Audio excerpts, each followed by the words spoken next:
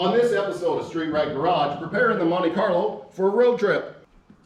So this is my 1976 Chevy Monte Carlo. I bought this car last year in 2019 for the Hot Rod Power Tour. My original car was a 1977 Monte Carlo that I was not able to finish in time for the Power Tour. So I ran across the ads, I looked and found this car, $1,500, brought it home, changed the oil, and drove it on Power Tour.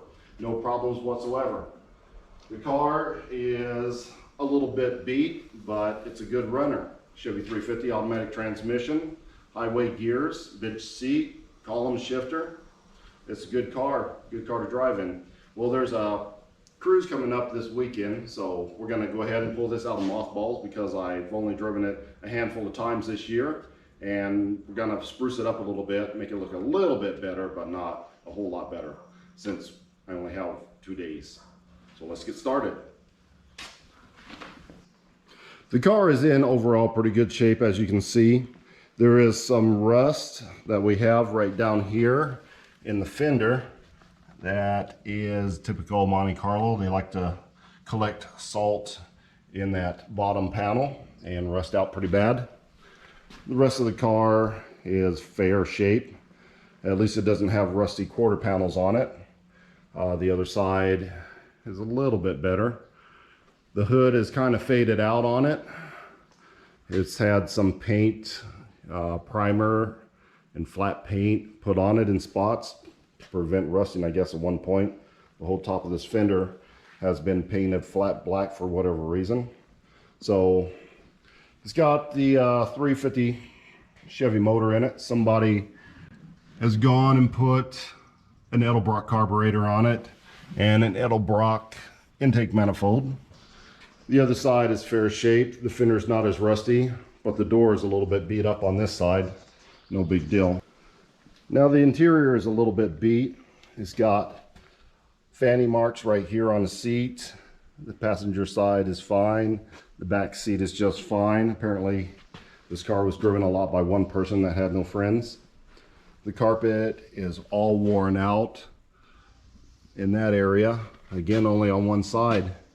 Everything else in the car is in pretty good shape. This is the seat that we are going to put in the Monte Carlo. I bought another Monte Carlo for parts. It had been wrecked. It had a lot of good parts on it. It was a really nice car. It got crashed. Somebody pulled the engine and transmission for another project, and I bought what's left over. I only paid $300. I got this seat. I got some more parts for this car. I have another Monte Carlo. I got parts for that car.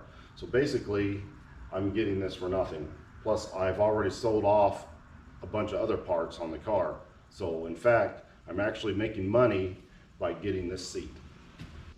Now, the only problem was this seat was maroon. So I had to pull off all the bracketry and spray vinyl dye on this. And now I'm gonna reassemble this seat and we'll put it in the Monte Carlo.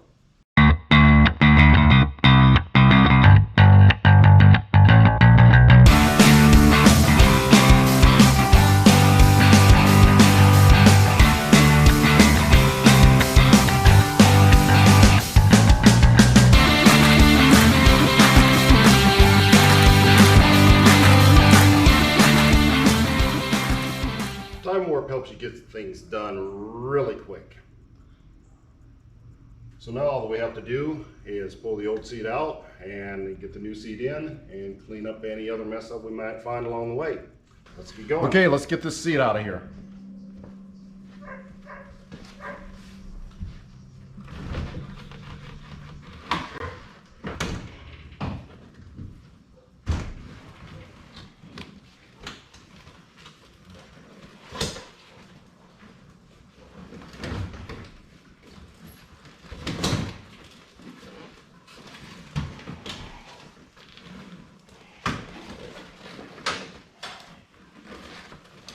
And there we have it.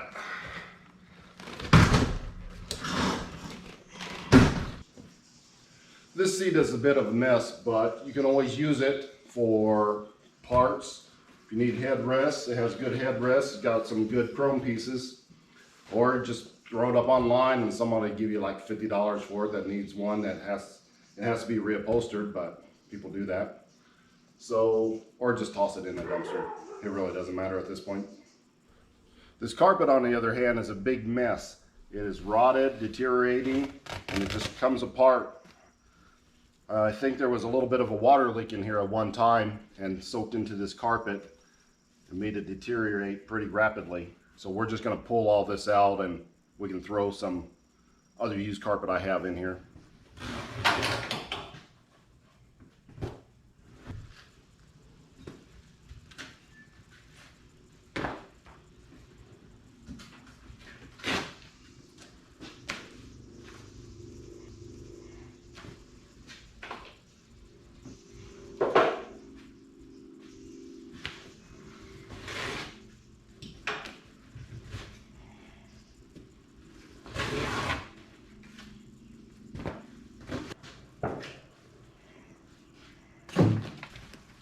What a mess. We can do better than this. There we go. This is a lot better. This is actually used carpet out of one of my buddy's Monte Carlo. He wanted a different shade of gray, or black, or better padding. I can't remember. But he gave me this one. It's a little bit dirty. Actually, it's not really dirty. It's just a little dusty from sitting. But it's a lot better than that stuff. Get this put in. I was looking right here underneath this padding and I found this gaping hole. So I have a little piece of tin. Actually, I have a big piece of tin. We're going to toss that in there, cover it back up, and then at a later point, that Monte Carlo that I have for parts, we'll be cutting the floor pan piece out and dropping it in there. But like I said, I only have 2 days to get this done, so we're not going to worry about this right now.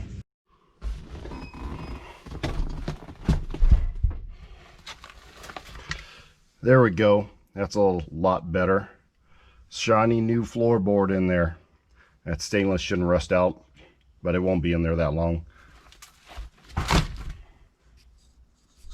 Let's get this slid in here. It already has some padding on the back. There's some padding in the car already, but I'm going to go ahead and leave that in there too.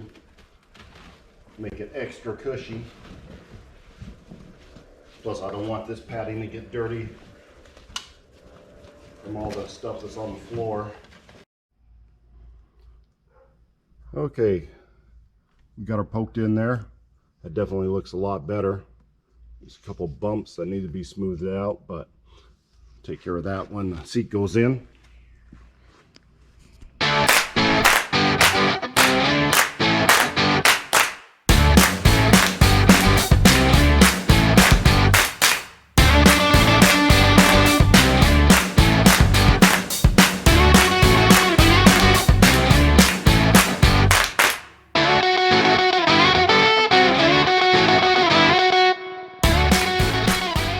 Nice, shiny and clean.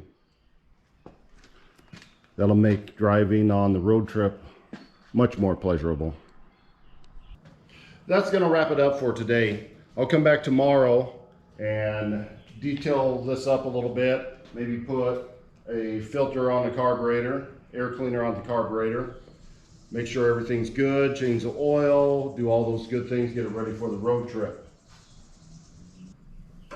But fortunately, you don't have to wait that long. So let's go. Okay, well, the first thing to do today is to get the oil changed on this thing. So let's get that started. Okay, time to add the oil. I went out and bought a bottle of zinc additive. Somebody thought it was a good idea to go ahead and take the zinc out of the oils. That's not very good for a flat tappet cam. Most of the cars today, roller this, roller that. That doesn't do a whole lot of good when you're running an old car. So what the zinc does, it provides a layer of protection in between the moving parts, say the flat tappet cam and the lobe on the lifter. Without this, you're going to prematurely wear out parts in an older car. So add some zinc every time you do an oil change. Now you would think that the price of oil would be cheaper since they are actually doing less by not adding the zinc, and they're not spending the money to put the zinc in the oil. But in fact, oil costs more now than it ever has. Then they take the stuff that they're not putting in the oil, put it in this little jar, and charge you $4 for stuff that they're charging you more for not putting in this bottle. Now we're going to check the rest of the fluids. I pulled the radiator cap off here, and the radiator is a little bit low, so we'll just add a little bit to that. And this has an overflow tank to draw up on, so we're just going to add a little bit of that as well.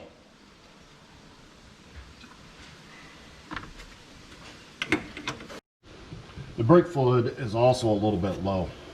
Now, it shouldn't be, because the brakes are a sealed system. So if you are not leaking any brake fluid, the reservoir should always be full.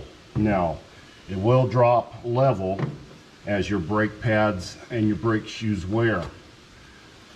When the brake pads wear, the piston on the caliper pushes out further to compensate. So that's where the fluid is. It's down in the caliper itself. Now, when you put new brake pads on there and you push the caliper back, that excess brake fluid will probably push out over the top, but we're just going to go ahead and top this off for now, just so we have plenty of fluid. We also have some other things that we'll have to take care of at another point. We have this power wire. It's about a 10 gauge power wire. Looks like it just goes through a hole in the firewall, and it looks like it probably went to the battery here. Probably had some sort of aftermarket amplifier or something in there. So since this is going into the car, it's not powered, so we'll just tie that up and hide it away for now.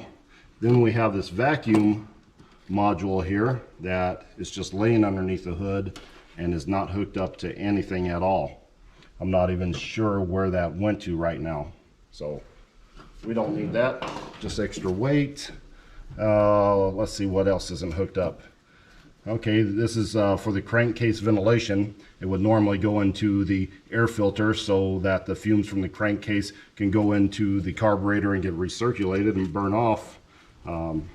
Anti-smog stuff, don't need that.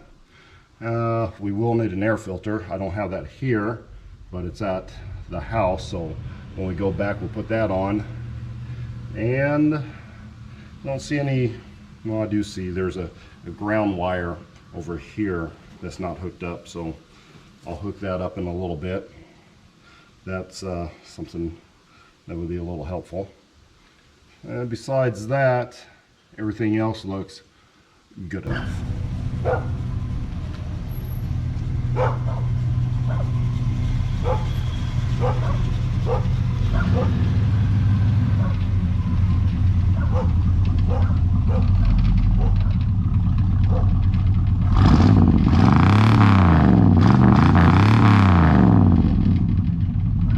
Got all that done. It's time to go.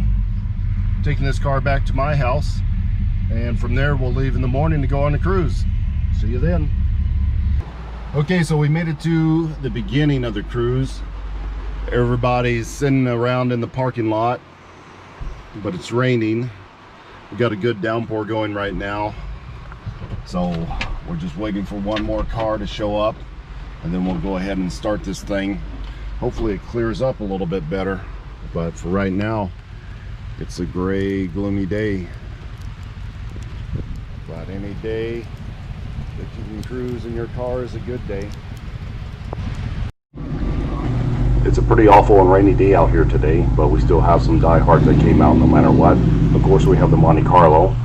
We have Ken and Nathaniel from Spider Garage here on YouTube. We also have Jacob Davis.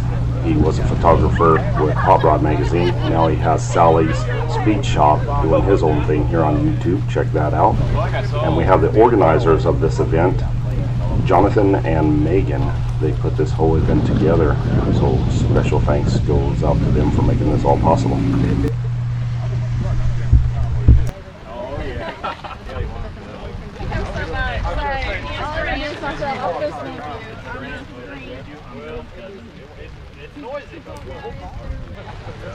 Does it rain inside of there too? Yeah. I kind of figured, yeah.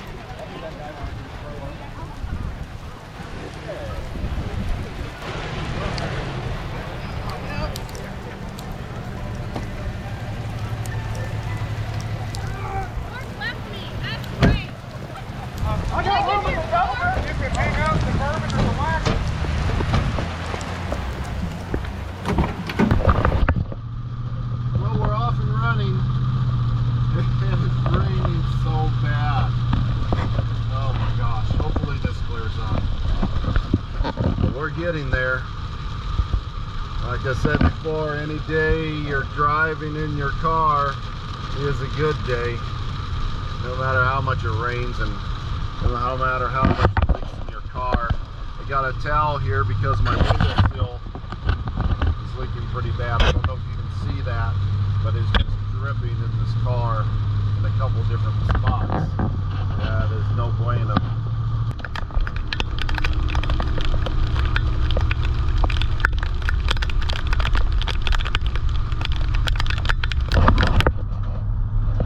It's starting to let up some, so hopefully we can salvage this day. It's still plenty wet.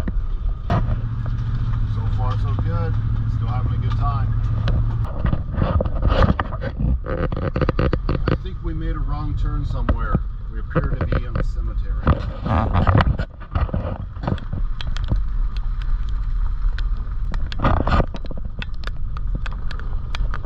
I see dead people.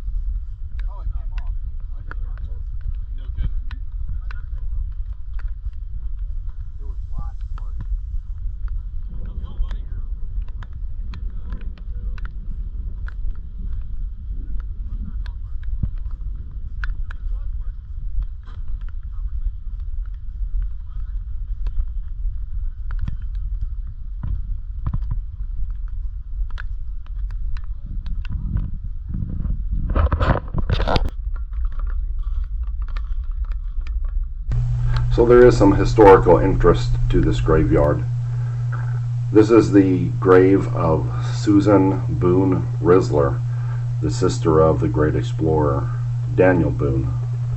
She was laid to rest here in 1885 at the age of 83.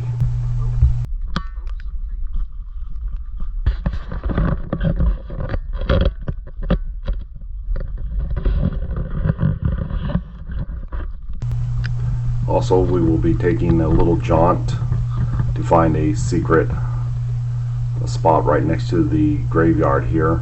Of course, we have to traverse a barbed wire fence and a short field and go through a little tree line and down this slippery path right here in order to get to it. But it was rather interesting.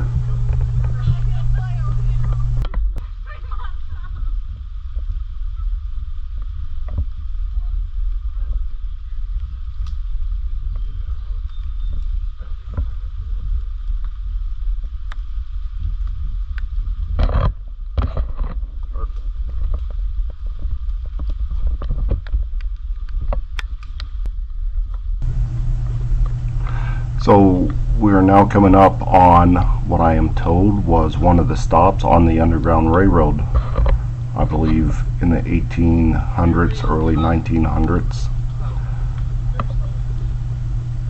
This cave right here to the left measures about 4 foot high by about 3 foot wide, and there's a trough on the bottom left hand corner that would have held water for anybody coming through this area. They say that this cave opens up the further you go back, but the opening is pretty narrow right there. You will have to crawl on your back in order to get back to the open cavern, but apparently it was a place to spend the night until the next stop. And after that little adventure, we hit the road again onto the next destination.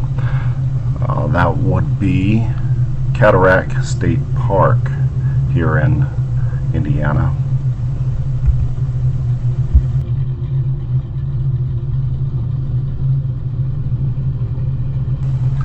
Fortunately, the rain had subsided for a little while, so we did have some good cruising weather for the next hour or so.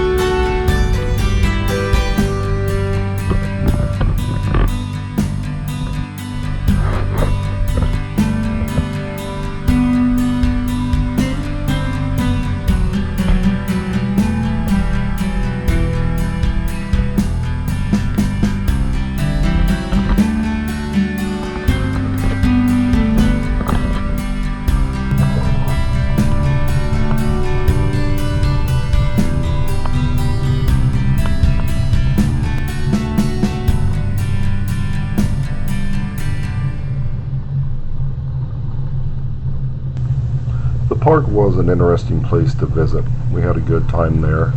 Looked around for about a half an hour or so. But we were on a road trip, so it was time to find something a little more interesting to do.